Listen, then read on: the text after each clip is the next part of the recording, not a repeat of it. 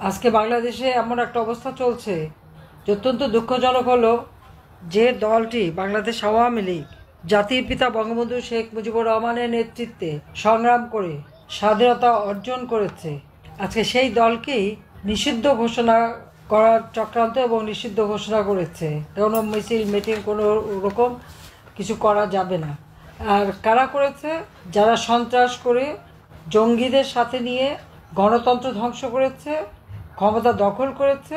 Doctor Yunus, তার কোনো জনগণের ম্যান্ডেট নাই, সে কোনো নির্বাচিত জনপ্রতিনিধি না। সে যে পদটা দখল করেছে এই পদের কোনো অস্তিত্ব সংবিধানে নাই। শুধুমাত্র জঙ্গি আর সন্ত্রাসীদের দ্বারা চক্রান্ত করে, গভীর চক্রান্ত এবং সন্ত্রাস করেই সে এই পদটা দখল করে বসে আছে। এবং এসে এখন আমাদের কি আওয়ামী লীগকে নিষিদ্ধ করবে, অর্থাৎ মুক্তিযুদ্ধের চেতনা নষ্ট করবে। একে একে মুক্তিযোদ্ধাদের, তাদের উপর অত্যাচার নির্যাতন, আওয়ামী লীগের উপর অত্যাচার নির্যাতন, আমাদের আওয়ামী লীগ সহযোগী সংগঠনের নেতা কর্মী, তাদের উপর চরম নির্যাতন, হামলা মামলা দিয়ে প্রতিনিয়ত নির্যাতন করে যাচ্ছে। জুলাই মাসের 7 তারিখ থেকে যে আন্দোলন শুরু করেছিল, কোটা বিরোধী আন্দোলন, সে আন্দোলনে তো এদেরকে কোনো রকম বাধা দেওয়া হয়নি। 14ই জুলাই পর্যন্ত একটা টোকাও পড়েনি তাদের উপর। কিন্তু 15ই জুলাই থেকে যখন ওই মিছিলে গুলি করা, পুলিশ হত্যা করা, মেট্রো রেল সহ বিপিটিভি ভবন, বিআরটিসি ভবন, আমাদের সেতু ভবন, প্রত্যেকটা এরকম আরও সমস্ত অনেক, কত নাম বলবো, সব জায়গায় আগুন দেওয়া শুরু হলো। আর একদিকে অগ্নিসংযোগ, একদিকে হত্যা। 450 মতন থানাতে আগুন দেওয়া, অস্ত্র লুট করে নিয়ে যাওয়া এবং সেই সাথে হত্যাকাণ্ড ঘটানো। পুলিশকে মেরে পা বেঁধে ঝুলিয়ে রাখা, আওয়ামী লীগের নেতাদের মেরে, কর্মীদের মেরে পা বেঁধে ঝুলিয়ে রাখা, যুবলীগের এক নেতা তাকে মেরে পা বেঁধে ঝুলিয়ে রাখার মতো এই ধরনের অমানবিক কাজগুলি তারা করেছে। আর সেই অবস্থায় এখন আওয়ামী লীগের উপরে হামলা সব কিছু করে, অত্যাচার নির্যাতন করে, আর আওয়ামী লীগকে ব্যান করে, নিষিদ্ধ করে। এরকম একটা অরাজক পরিস্থিতি। এরা নাকি বৈষম্য বিরোধী আন্দোলন নিয়ে এসেছে। তো বৈষম্য বিরোধীরা তো এখন বৈষম্য সৃষ্টি করছে। উচ্চ আদালত সেই রামদা, চাপাতি, চাইনিজ কুড়াল, লাঠিসোঁটা অস্ত্র নিয়ে চিফ জাস্টিসের এজলাস এবং চিফ জাস্টিসের বাসা আক্রমণ, তিনি পদত্যাগ করে চলে গেছেন। এর মধ্যে অনেকগুলি জজ সাহেবকে তারা জোর করে পদত্যাগ করিয়েছে। স্কুল থেকে নিয়ে শুরু করে ইউনিভার্সিটি পর্যন্ত শিক্ষকদের উপর জুলুম, তাদেরকে জোর করে পদত্যাগ করানো হয়েছে। ছাত্রছাত্রীরা শিক্ষকদের অপমান করে, বেয়াদবি করে, মানে একটা জাতিকে, আমরা একটা জেনারেশনকে তারা ধ্বংস করে দিচ্ছে, বেয়াদব করে দিচ্ছে। যারা এইভাবে মানুষের সাথে দুর্ব্যবহার করতে পারে, নিজের শিক্ষকরা অপমান করতে পারে, তাদের ভবিষ্যৎটা কী? কই আওয়ামী লীগের আমলে তো এরকম ছিল না। আওয়ামী লীগ যতক্ষণ ক্ষমতায় ছিল তখন তো প্রত্যেকটা জায়গায় ডিসিপ্লিন ছিল, পড়াশোনা ভালোভাবে চলছিল, সেশন জট ছিল না, নিয়মিত পাবলিক সার্ভিস কমিশনের পরীক্ষা হতো। আর এখন তো পরীক্ষার বেলায় নাই। শিবিরের লোক কারা, বিএনপির মাস্তান কারা, তাদের চাকরি দিয়ে দিচ্ছে। পুলিশের পোশাক পরিয়ে অথবা র্যাবের পোশাক পরিয়ে তাদের দিয়ে কাজ করাচ্ছে। তার মানে আওয়ামী লীগ নেতাকর্মীদের হয়রানি, অত্যাচার, নির্যাতন করে যাচ্ছে। প্রতিটি জায়গায় অনিয়ম, বিশৃঙ্খলা। একটা রাষ্ট্র পরিচালনা করার মতো যে যোগ্যতা, সে যোগ্যতাটুকু এই লোকটার নাই। নিজের ক্ষমতা দখলের জন্য জঙ্গিদেরকেই সাথে নিয়েছে, জঙ্গিদের দ্বারা চক্রান্ত করে, ষড়যন্ত্র করে ক্ষমতা দখল করেছে। এখানে কোনো গণ অভ্যুত্থানও ছিল না, জনগণও ছিল না। এটা তো ইউনূস নিজেই বলেছে।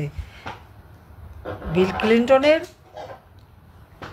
অনুষ্ঠানে যখন গেছে, তার ক্লিন্টন ফাউন্ডেশন, সেখানে তো মঞ্চে দাঁড়িয়ে খুশি মনে বলল যে কোনো জনগণ না, ছাত্ররা কেউ যায় না, কোনো লিডারও ছিল না, এই আন্দোলন হয়েছে মেটিকুলাস ডিজাইনের মাধ্যমে, মাস্টারমাইন্ড দ্বারা।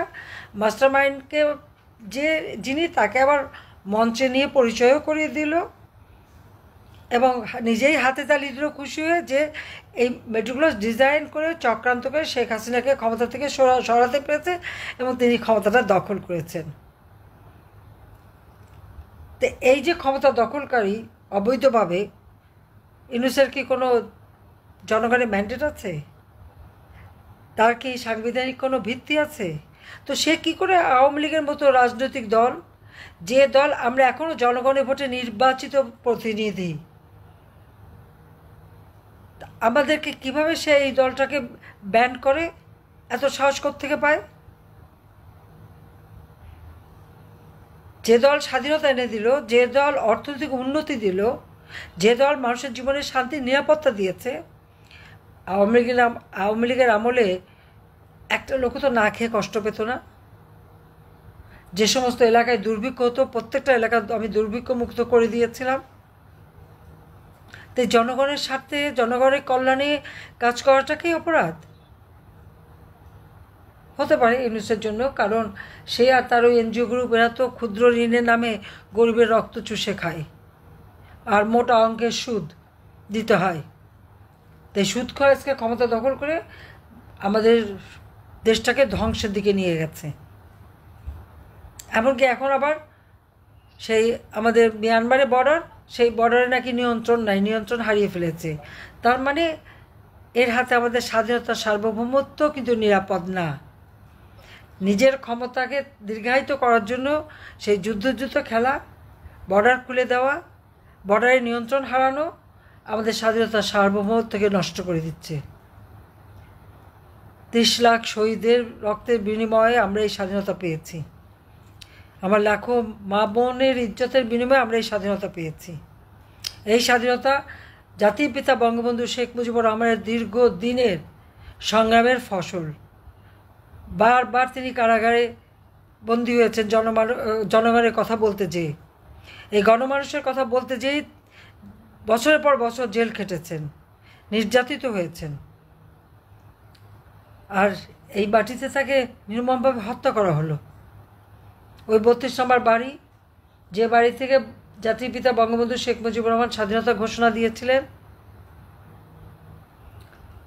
আমার সরকারকে হটানোর জন্য যখন সেই চক্রান্তটা করলো, আমাদের বহুজন আমি দেখলাম, অনেকেই তো সেটা বুঝতেই পারলো না, অমনি ওদের সাথে সুর মেলালো।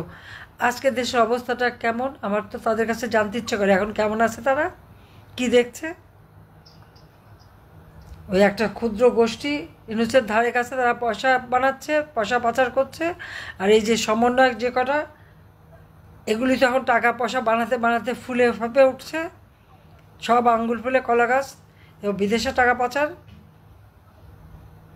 দেশের মানুষ না খেয়ে কষ্ট পাচ্ছে, নিরাপত্তাহীনতায় ভোগে, নিজের ঘরেও নিরাপদ না, কেউ নিরাপদে পথ চলতে পারে না। সব থেকে মেয়েরা দিনের পর দিন শিশু নারী ধর্ষিত হচ্ছে, তাদের কোনো নিউজ দিতে পারবে না।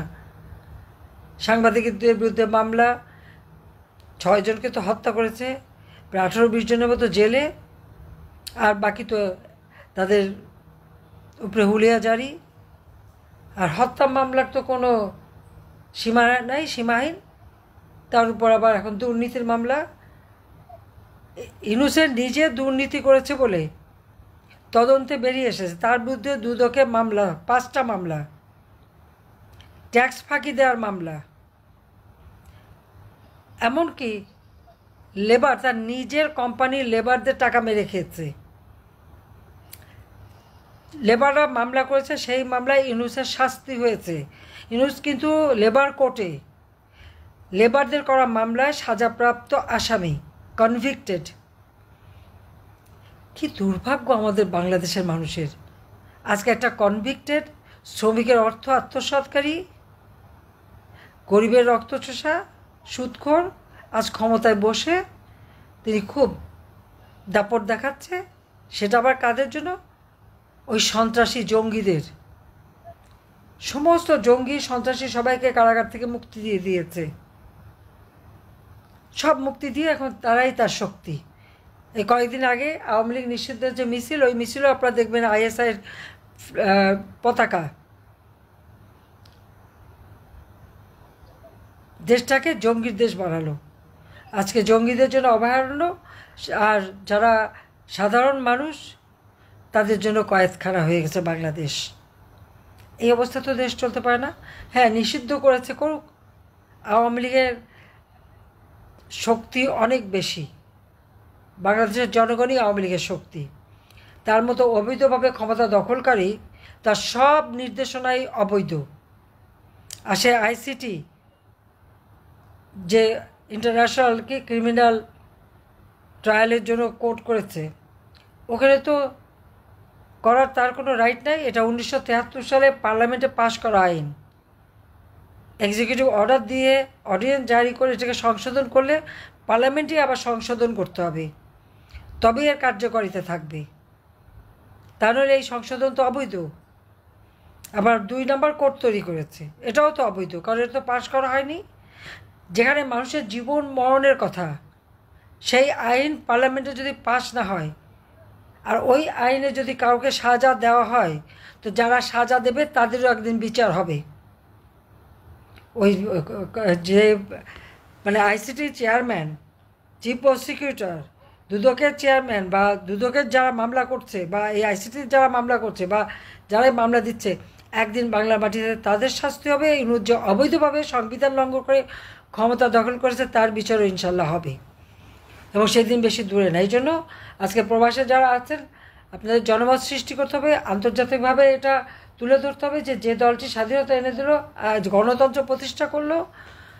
জনগণের কী ছিল? 75 সালের পরে মানুষের ভোটের অধিকার তো ক্যান্টনমেন্টে বন্দী ছিল। আন্দোলন সংগ্রাম করে জনগণের ভোটের অধিকার জনগণের হাতে আমরাই পৌঁছে দিয়েছি। আমাদেরই ছেলেমেয়েরা জীবন দিয়েছে। শহীদের তালিকা দেখা গেলে দেখবে আওয়ামী লীগ বা আমাদের ছাত্রলীগ, যুবলীগ, তাদেরই রক্ত ঝরেছে। আর সেই দলকে সে নিষিদ্ধ ঘোষণা করে, এত বড় দুঃসাহস। কাজে এর বিরুদ্ধে সর্বতোভাবে সংগ্রাম করতে হবে, আন্দোলন করতে হবে, একে ক্ষমতা থেকে হটাতে হবে, এবং দেশকে এই জালেমের হাত থেকে মুক্ত করতে হবে। এবং আপনারা প্রবাসে আছেন, দেশেও আপনারা খবর নেন, এবং এর বিরুদ্ধে প্রতিবাদ গড়ে তোলেন, এবং যেখানে আছে সেই দেশেও আপনারা এটা তুলে ধরেন যে এতটা অগণতান্ত্রিক এবং জঙ্গি, আজকে জঙ্গিদের নিয়ে সে দেশ চালাচ্ছে, দেশটাকে জঙ্গি শাসন করছে, এবং জঙ্গিদের বিরুদ্ধে অভিযান অব্যাহত থাকবে। এটা আন্তর্জাতিকভাবেই সবাই চায় জঙ্গি মুক্ত হোক দেশ। কাজে সেটাও আমাদের ব্যবস্থা নিতে হবে। তা আমি এই কথাই বলে সবাইকে ধন্যবাদ জানাই। সবাই ভালো থাকেন, সুস্থ থাকেন। খোদা হাফেজ। জয় বাংলা, জয় বঙ্গবন্ধু, বাংলাদেশ চিরজীবী হোক।